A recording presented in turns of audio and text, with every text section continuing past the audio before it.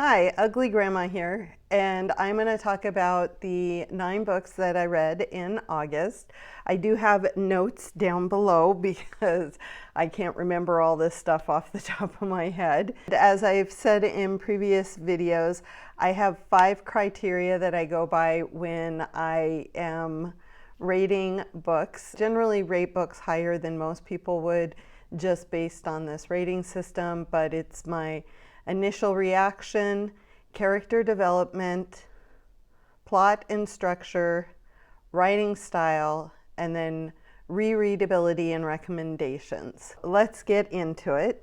The first book I actually finished this on August 1st. I started it in July, and that was Stephen King's Salem's Lot. I think I mentioned this before, but I thought I had read this book, but once I got into it, I'm not so sure I ever read this one.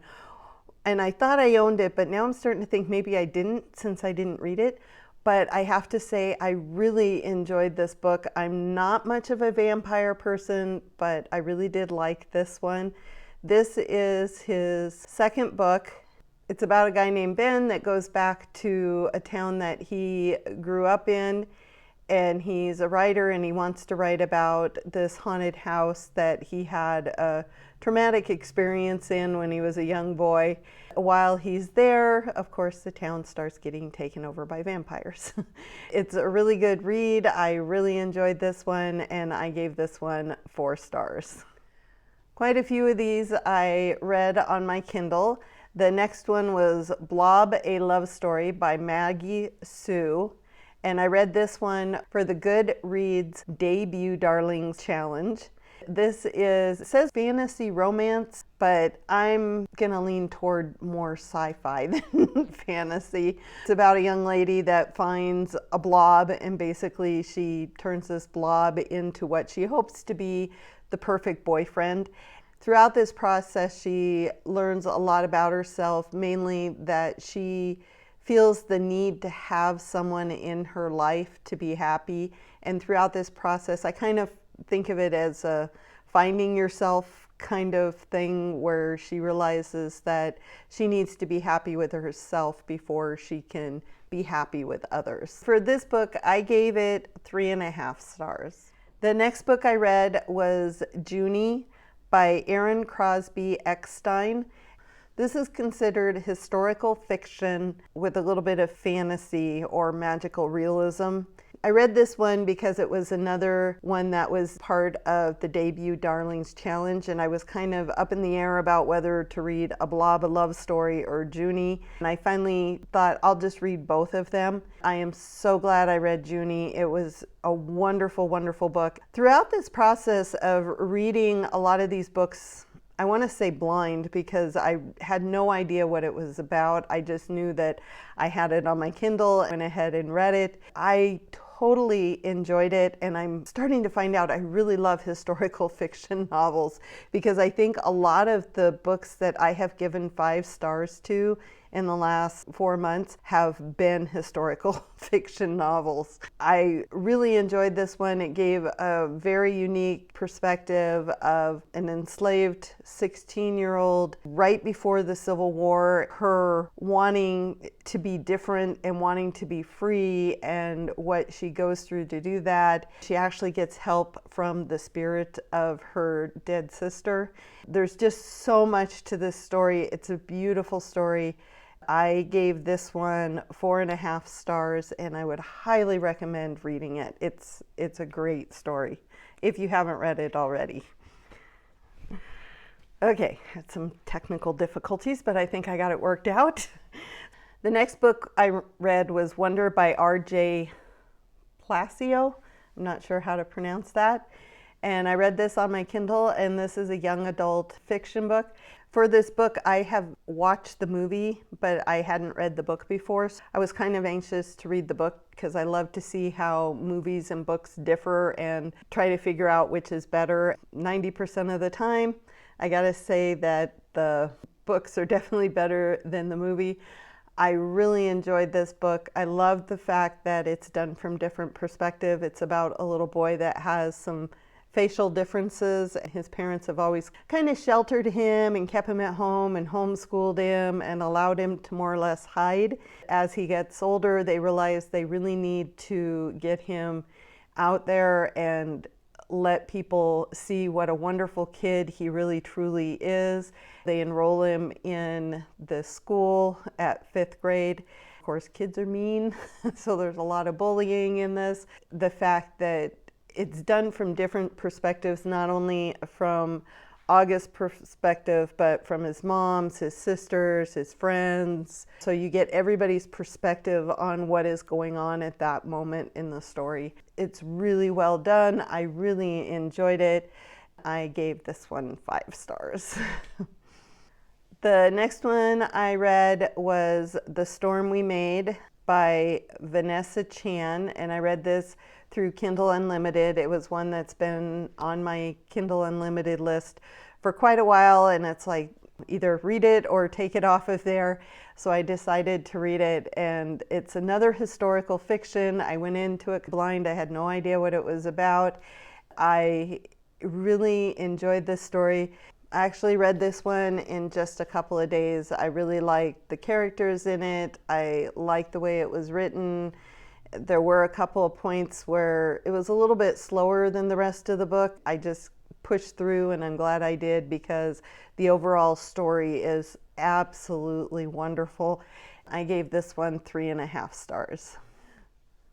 The 6th book that I read in the month of August was Home is Where the Bodies Are, and this book is by Geneva Rose. Read this one for the Goodreads Lightning Round Challenge. It was one that was recommended that was also already on my Kindle, so it's one that I did want to read just because the cover of it is so cool. I wanted to read this one. It was a really good thriller mystery. It kept me guessing, kept me wondering what was going on. It was about these 3 kids that are going through their parents' belongings, and they come across old VHS tapes, stick one in, and they're watching it. At the end of it, there's a recording that's very shocking. They have to decide whether or not they want to keep this family secret or if they want to discover exactly what's going on. You get the different perspective of the 3 kids going throughout this book, along with some points of view from the mother as well as to what is going on. But you never actually know until almost the very end of the book, and I love that about the mystery thrillers, where it keeps you guessing. Think you know what's going on, but you really don't know what's going on until the very end. So this was a really good book, and I gave this one 4 stars. Okay, the next 2 I'm going to go over rather quickly because I actually talk about these in my previous video. I read these when I was camping, and I did give little blurbs on them. The next one I read was The Shining by Stephen King. This is his 3rd publication. This one, I think a lot of people already know what it's about. It's about a family that is staying at the Overlook Hotel for the winter, so the dad can be the caretaker, and the little boy has a gift where he can intuit what people are thinking or see what they're thinking and feeling. Because it's a haunted hotel, it affects him deeply, and it also affects his dad quite a bit. The story is just really well done. I really enjoy it. It's definitely one of those top 5 Stephen King books for me, and I gave this one 4 stars. The next one I finished while I was camping was the one with the really long title, which is My Grandmother Asked Me to Tell You She's Sorry by Fredrick Backman. I picked this book up at my work at the little book exchange we have, and it's a fiction book about a grandmother who passes away, but she leaves basically a quest for her granddaughter to take to hand out these letters apologizing to the different people in her grandmother's life. And through this process, not only does she learn a lot about her neighbors, but she also learns a lot about her grandmother, things that she didn't know. I really enjoyed this book. The one thing that I had trouble reading and really getting into this book was they talk about this fantasy world that her grandmother had created for her. That kind of threw me because I'm not real good at switching from fiction to fantasy like that. So I had a hard time really getting into the book, but But thankfully, when we were camping, I was able to just sit down and read it. And once I did that, I enjoyed the book so much more. It made me laugh out loud a couple of times. It made me cry a couple of times. It was definitely worth the read, and I gave that one 3.5 stars.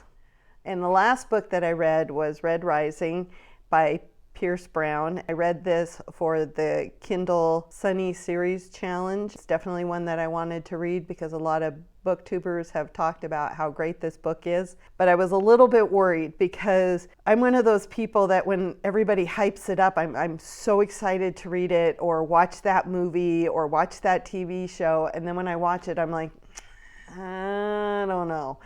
Because it was so hyped up and you're expecting just this absolutely wonderful masterpiece. When you read it or watch it, you're a little bit disappointed. And I was afraid that's what was going to happen with this book. First 10, 15, 20% of the book, I kind of slogged through and kind of got into the world building, but it reached a certain point.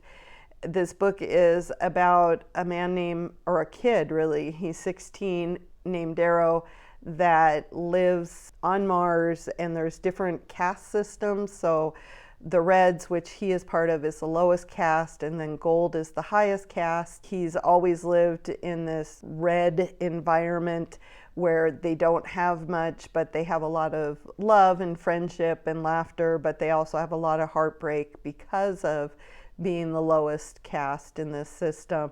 When certain things happen, he's given the opportunity to basically infiltrate the Golds and go to an institute in order to learn more about them and to eventually be able to overthrow the whole caste system and be able to bring all these different colors of castes into just basically equality.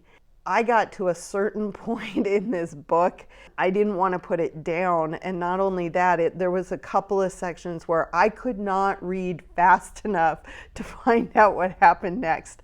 I was so impressed with this book. I am very much looking forward to reading the next one. I definitely gave this one 5 stars. Those are the 9 books that I read in the month of August. It's really not as much as I have been reading because I'm getting over the newness of my Kindle and I have other things that I have to do, and during the summer we're busy with other things. So I did not read as much as I would have liked. I'm hoping that September will be a little better, but I doubt it because I have a lot going on. But I do have a video coming up talking about the 5 books I definitely want to read in the month of September. I will be doing that one fairly soon. And before I sign off, I just want to thank the people that have taken the time to watch my video. I'm still trying to get comfortable with this. I have another YouTube channel that I have over 1,000 subscribers and I've done hundreds of videos for, and I'm very comfortable with that topic, but I'm still trying to find my groove with doing booktube or doing a vlog style videos about me and what I'm doing and not necessarily about my side business. I appreciate everybody who's taken the time to watch my videos.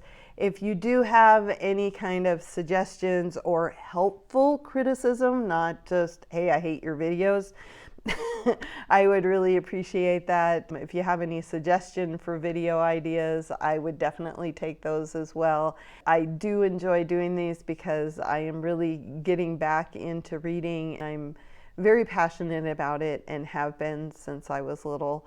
I'm looking forward to reading so many more books and so many different books. I'm really enjoying going into books blind so that I have no idea what the books are about, so that I don't have any prejudgment about them and that I can just read them and enjoy them for what they are. Hopefully tell you about them and let you know how I felt about them.